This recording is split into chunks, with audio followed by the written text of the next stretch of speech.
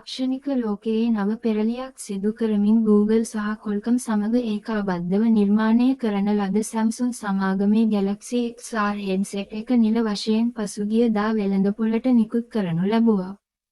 මෙම නවතම උපාංගය Apple Vision Pro වැනි ඉහළ පෙළේ තරඟකරුවන්ට ඍජු අභියෝගයක් එල්ල කරන අතර Android ecosystem එක සඳහා නව මානයක් එක් කරනු ලබනවා.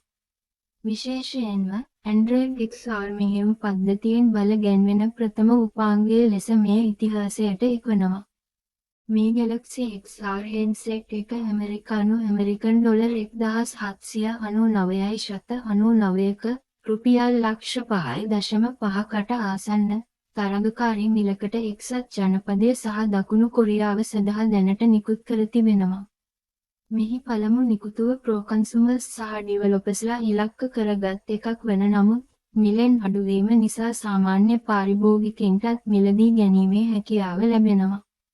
Galaxy XR යනු උදෙක් Apple Vision Pro හි ලාභදායී පිටපතක් නොවන අතර එයට අද්විතීය විශේෂාංග රැසක් ඇතුළත් කර තිබෙනවා. Key Technical Specifications Feature Details Display 3552 වැඩි කිරීම 3840 පික්ස් විභේදනයකින් යුත් මයික්‍රෝ LED දිත්ව ඩිස්ප්ලේ. Refresh rate Hz 72 සිට උපරිම Hz 90 දක්වා. Processor Qualcomm Snapdragon XR2 ධන Gen 2. OS Google විසින්ම වැඩි දියුණු කරන ලද නවතම Android XR. Cameras සහ sensors hand tracking සහ eye tracking සඳහා අධි විභේදන pass-through camera ඇතුළු කැමරා සහ sensors 14කට අධික සංඛ්‍යාව.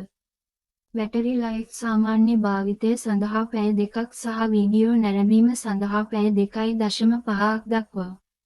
Weight headset එකේ බර ග්‍රෑම් 545ක් පමණ. Galaxy XR යනු Android XR උපාංග පෙළක ආරම්භය පමණක් වන අතර දැනටමත් වඩා සැහැල්ලු XR glasses මෙන්ම Gemini AI බලයෙන් ක්‍රියාත්මක වන AI glasses වර්ගද සංවර්ධනය කරමින් සිටින බව Samsung සමාගම තහවුරු කර ඇත.